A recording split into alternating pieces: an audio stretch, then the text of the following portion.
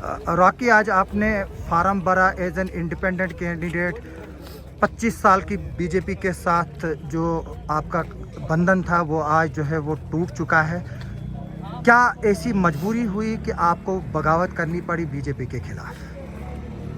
Sir, आपने जैसा बोला कि एक रिश्ता, एक पारिवारिक रिश्ता था, एक सोच थी, एक विचारधारा थी, लेकिन जब एक व्यक्ति उस विचारधारा पे हावी हो जाता है, जिस प्रकार किश्तवाड़ में एक व्यक्ति ने उस पूरी विचारधारा को कुचला, जिस प्रकार किश्तवाड़ में लीडरशिप का खात्मा किया, किस प्रकार यहाँ के युवाओं का शोषण किया, किस प्रकार यहाँ की जो महिलाएं हैं उन्होंने उनके साथ गद्दारी की, उनका काम नहीं किया, किस प्रकार यहाँ पे धड़ल्ले से वन मैन आर्मी शो चल रहा है, इन सभी चीज़ों से तंग आकर जो ये चीज़ें देखी कि किस प्रकार आप लोगों को ये सीट गिफ्ट दे रहे हो अपनी मर्जी से, और पार्टी का जो यहाँ पे पार्टी सिस्टम हुआ इलेक्शन का, उसको किस तरह कुचला गया, किस तरह रौंदा गया, किस प्रकार उसकी धज्जियाँ उड़ाई गई,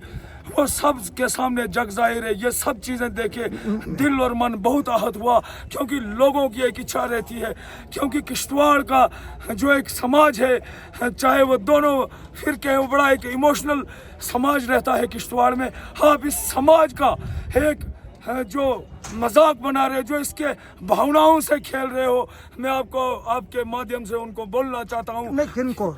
आपका इशारा किसकी तरफ है? ये आप समझते हो कि किन लोगों ने इस पार्टी को ये हालत की, किन लोगों ने यहाँ पे किन की मनोपली भारतीय जनता पार्टी में चलती है, किन का वर्चस्व जो आपके सामने जग जाहिर है कि वो दिल्ली तक छाए रहते हैं, ये सब उनका किया धरा है, ये तो जग जाहिर है। क्या आपको खुशी नहीं है कि एक शहीद परिवार की बेटी को जो है वो मैंडेट दिया गया? जैसे आप मैं शुगन परिहार की बात कर रहा हूँ, तो क्या आप इससे खुश नहीं है? क्योंकि अनिल जी और अजीत जी की जब किलिंग हुई थी तो लड़ाई तो आपने भी लड़ी थी, तो फिर आज इस परिवार को लेकर विवाद क्यों, और आपकी विदाई बीजेपी से क्यों? हम ये साफ कहें कि आपको ट्रिपल तलाक दिया गया है? बिल्कुल, मैं आपको ये बात वाज़ेह, जैसे मैंने कल भी ये बोला कि हमारा शहीद परिवार के प्रति पूरा आदर सम्मान है, उनके प्रति हमारी पूरी इज्जत और आस्था है।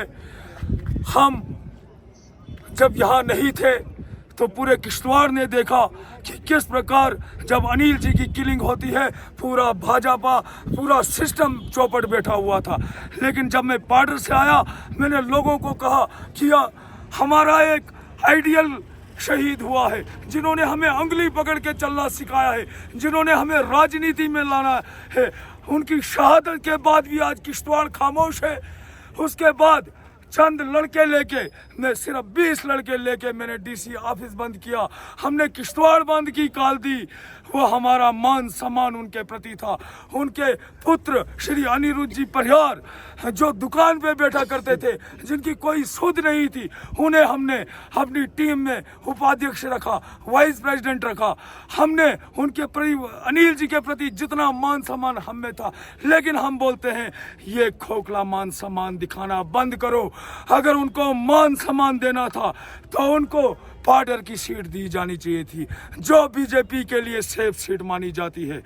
वो सीट क्यों नहीं दी? क्यों आपने उनको डमी सीट दी? क्यों इतनी लेट उनकी सीट डिक्लेयर की? कब वो तैयारी करेंगे? क्यों लोगों को बेवकूफ़ बनाया जा रहा है शहीद परिवार के नाम पे?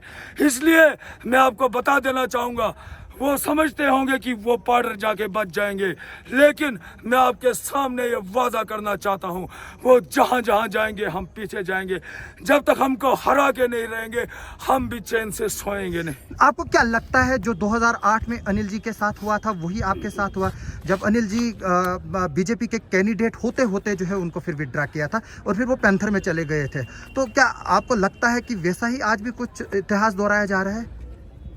शायद आज यही कुछ मैं भी कुछ समय पहले सोच रहा था कि उस वक्त हम युवा अवस्था में थे, क्योंकि मैं और आप उस वक्त मौजूद थे वहां पर। जब हमने अनिल जी का वो दौर देखा, हमने सोचा कि अनिल जी बड़े जल्दबाजी में चले गए। उन्होंने ये फैसला जल्दबाजी में लिया, क्योंकि हम युवा जोश में थे। हम बोलते थे जो हमें सिखाया जाता था हम वही सोचते थे यही दुनिया है। लेकिन आज पता चलता है कि अनिल जी पे क्या गुजरी होगी, क्यों इतना बड़ा फैसला उन्होंने लिया होगा। उनके साथ भी यही चीज़ें हुई थी जो हमारे साथ हो रही है। जय हिंद।